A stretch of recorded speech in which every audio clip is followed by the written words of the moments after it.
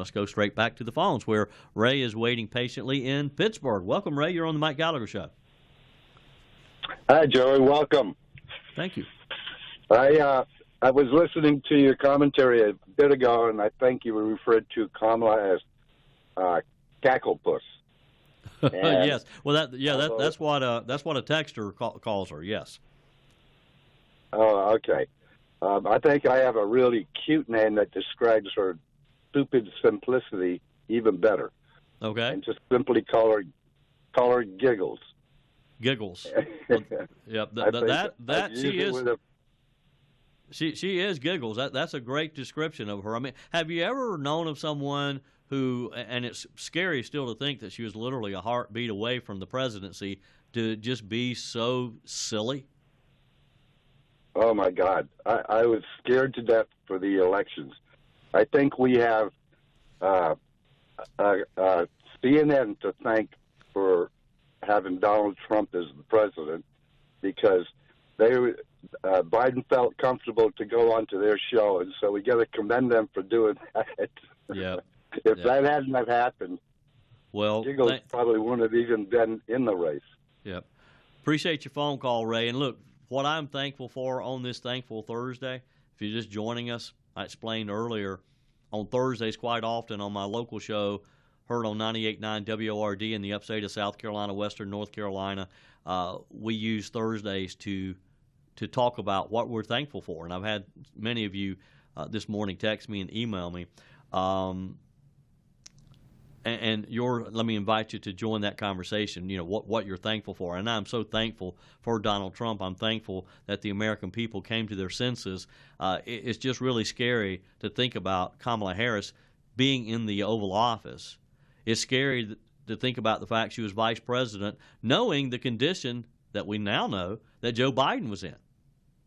Texter says it's hard to fault Joe Biden for using cue cards. After all, most people want to forget who Hilary Clinton is. Now, what the texter's talking about is this story that we're talking about today. It's stirring fresh questions about Joe Biden's ability to serve. So here's what Fox News is reporting, because according to them, they have obtained a set of palm cards, which are basically just cue cards. How many of you use cue cards in school and for different things? We all use notes, and I'm not knocking that. I mean, look, I've got notes in front of me right now. So there's not a problem with that. But Joe Biden's palm cards were used at public events, and they were detailed with a photo of the person, their name, a short bio, and in the description, why Joe Biden might know them. Now, again, that's not unusual. Let's say I had been invited to Joe Biden's White House. Well, there'd be nothing wrong with him having a cue card about that guy from South Carolina, Joey Hudson, whom he doesn't know. Although we met years ago at a Crime Stoppers dinner. I'll tell you about that in a minute. But everyone that Joe Biden came in contact with, according to the Fox News report, he had to have a cue card. Even for people like Hilary Clinton and Chuck Schumer. Reportedly, Fox News has a cue card for Hillary that has a picture of her, and explains that she's the former First Lady and the former Secretary of State. He had one for Denzel Washington, the famous actor. He had one for Senate, at the time, Senate Majority Leader Chuck Schumer. Now, if Joe Biden did not remember who Chuck Schumer was, who Hillary Clinton was, he's in worse shape than we thought he was. He was in a lot worse shape than we thought he was. Now, their defense is, well, we just wanted to be sure. We didn't want to leave anything for chance. We wanted to support the president. Does that sound normal to you? That the president of the United States would have to have a cue card to remind him who the majority leader at the time of the U.S. Senate was? A leader in his party? And surely, now I get the texter made a good point. We all want to forget Hillary. But evidently, Joe Biden did forget Hillary. Joe Biden had to be reminded who Hilary Clinton was. Again, a former Biden staffer is defending the card, saying that this is standard operating procedure, that briefing materials always include who's attending, their background, and potential questions. Then that's the other thing. Evidently, if a member of the media was going to be there, they would have any potential questions that reporter might ask Joe Biden with answers.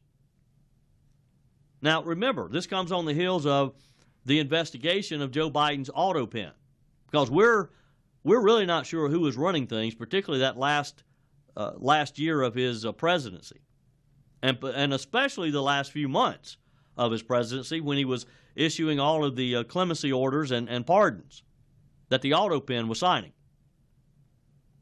When you combine that with these palm cards, it really paints a picture of a presidency where staff was carefully managing a man that evidently could not remember who he was interacting with. So if he could remember names of people within his own party, did he even know who the other world leaders were? Did he know who was calling the shots in Russia, in Korea, in China? Does this not scare you even more now? Now, again, thank goodness, on this Thankful Thursday, I'm thankful that Joe Biden is no longer in the White House and that Donald Trump is. I'm even more thankful that Kamala Harris is not in the White House and that Donald Trump is. I mean, you've seen Donald Trump. He thrives on unscripted incidences. He loves to walk out to a group of reporters and talk with them with no note cards. I mean, I get a little nervous when he's giving a speech, and it's pretty obvious to me when he is going off with the teleprompters. I'm thinking, oh my, what's he going to come up with next? But we went from Joe Biden having these palm cards with every little detail of what he might be confronted with to Donald Trump. And again, if you're watching on the Salem News Channel, we have some B-roll right now. The president standing there talking to a group of people, unsolicited, unprompted, just off the cuff, because that's what he loves to do. That's what he's good at. 800-655-6453, 800-655-MIKE. To the phones we go. Let's go to Hickory Grove, South Carolina. Charles. Welcome, Charles. You're on the Mike Gallagher Show. Yes, sir. How are you doing today? I'm wonderful. I hope you are. I'm doing well. Thank you for taking my call. Sure thing. What's on your mind? Well, you know, these illegals, they're letting them come here and they're lavishing them with all kinds of money and you know, and they're breaking our laws left and right, and nothing's being done to them. But I'm an electrician, so I'm licensed, and I am doing some work for this one gentleman. He's from South Africa, and he's done all the documentation to be an American citizen in this country, and he said it's a lot of money just to go through that process. But they're letting all these illegals come in here and let them break our laws and not do anything. And our congressmen and senators are constantly breaking our laws, and they're not being held accountable. But we have Americans going through the justice system every day, and they're everything from a parking ticket to murder, and they have to go before a judge, and they pay for their crimes. But no, these people, they just get away with it, and nothing's done. So I think it's, you know, our country's going to explode, and when it does, it's not going to be pretty. Well, and I hope you're wrong on that last part. I hope we don't explode. I hope that President Trump is able to get everything under control in these 4 years that he's going to have in office, and I think he will. I mean, we're already seeing major strides with as opposed to what Joe Biden did. And you're right. The Biden-Harris administration coddled the illegals.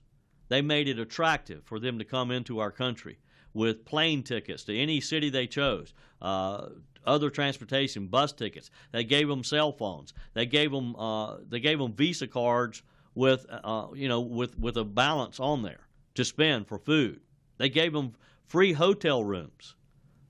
So with that in mind, who wouldn't want to come to America? Who wouldn't want to snatch up their family, uproot their family, and come to a better land? They're going to get free health care.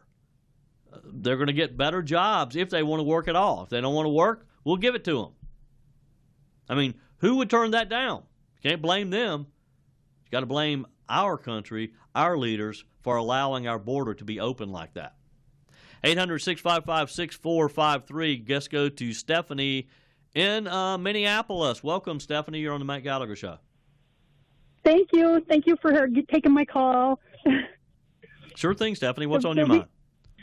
Well, this is Thankful Thursday, and I just wanted to let you tell you I'm calling from Minnesota, and you and your listeners know about that horrible shooting at Annunciation Catholic. Remember, a lot of Democrats, including the mayor of Minneapolis, were mocking people who were saying that they were going to pray for the victims and how terrible that was. Well, one little girl that was shot in the head is in the hospital, and the father locally was on TV, and he said they've been getting prayer requests from around the world, people praying for her. And they just had it in the paper, the local papers, and they're saying that she's recovering, and they're saying it's miraculous. She's going to be better. So I just thought that you should know that prayer is powerful, and we have a good God, and we should be thankful for that. Well, thank you, Stephanie. That is a great Thankful Thursday story, and it's just proof that prayer works, folks. Prayer, God comes through for us in our time of need, and I'm so glad to hear that this little girl is healing because of God's healing touch. I'm Joey Hudson, in for Mike. Glad you're along. For full shows, live and on demand, it's Salem News Channel.